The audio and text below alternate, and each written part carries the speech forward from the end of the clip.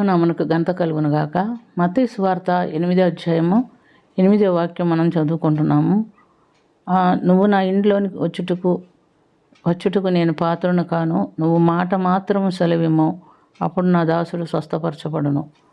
యేసుప్రభు పరిచర్య మార్గంలో ఉన్నప్పుడు కఫర్నహూములకు వచ్చినప్పటికీ అక్కడ ఒక సైన్యాధిపతి యొక్క దాసుడు అనారోగ్యంతో పడి ఉండటం వల్ల, పక్షవాయుతో బాధపడుతుండటం వల్ల యేసుప్రభు దగ్గరికి ఆయన్ని తీసుకురాకుండా ఆ అధిపతి మాత్రం వచ్చి మాట్లాడుతున్నాడు. అయ్యా, నా సేవకుడు పక్షవాయుతో బాధపడుతున్నాడు, నువ్వు మాట మాత్రం సెలవిమ్ము, నా దాసుడు బాగుపడతాడంటే యేసుప్రభు అతను చూసి నేను వచ్చి బాగు చేసేదను అన్నాడు.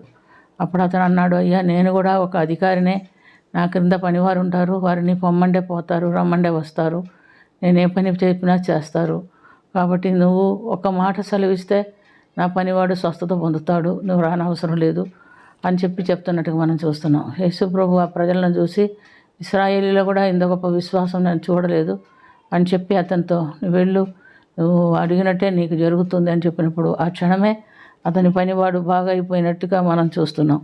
కాబట్టి ప్రియమైనటువంటి దేవుని బిడ్డలారా, మనం గమనించినప్పుడు వినుట వల్ల విశ్వాసం కలుగును అని మనం చూస్తున్నాం.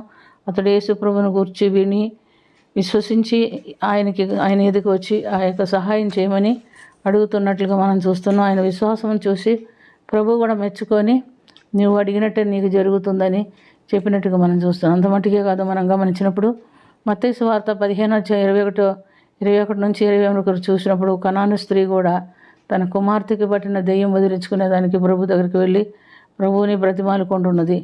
అయితే ఆమె మొరబెట్టినప్పటికీ ప్రభు ఒక మాట కూడా జవాబు ఇవ్వలేదు.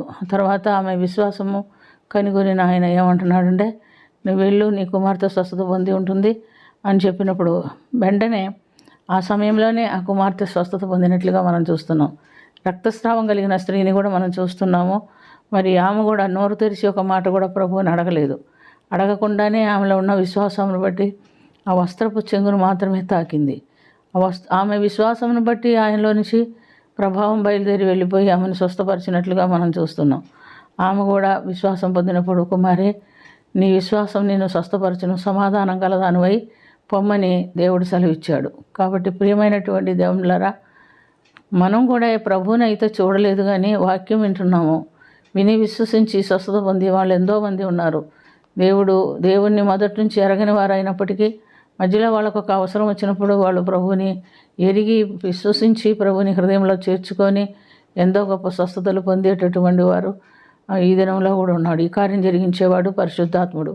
అనేక దినముల నుండి కూడా దేవుని ఎదుట నుంచి మేలు పొందని వారు విశ్వసించి హృదయంలో చేర్చి మొరపెడితే నిశ్చయంగా దేవుడు మనకు సహాయం చేయవాడై ఉన్నాడు అని మనం చూస్తున్నాం. ఎందుకంటే ఆయన ఒక్క మాట సెలవిస్తేనే సైన్యాధిపతి యొక్క దాసుడు స్వస్థత పొందాడు.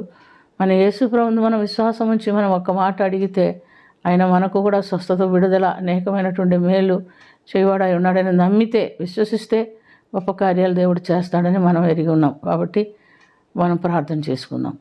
ప్రేమ కలిగిన తండ్రి, కృప కలిగిన ప్రభు, మేము నమ్మితే ఎంతో గొప్ప అద్భుత కార్యాలు, ఆశ్చర్యకార్యాలు చేసే దేవుడు. ఈ దినాల్లో కూడా నాయన, మీరు ఈ లోకంలోనికి వచ్చి 2000 సంవత్సరాలు దాటిపోయినప్పటికీ ఈ దినాల్లో కూడా మీరు సజీవుడై ఉన్నాడు కనుక మీ కార్యములు ఎన్నో మేము చూస్తూ నేను కనపరుస్తున్నాం, మహింపరుస్తున్నాం. మాలో ఎవరిలోనైనా విశ్వాసం ఉండే మాలో నుంచి దూరపరిచి విశ్వసించి నీ ఎదురు నుంచి గొప్ప మేళ్ళు మేము పొందినట్లుగా మాకు సహాయం చేయమని, దీవించి కరుణించమని యేసుక్రీస్తు పుణ్య నామమున అది మిక్కిలి వినయంతో అడిగి వేడుకొనుచున్నాము తండ్రి. ఆమేన్.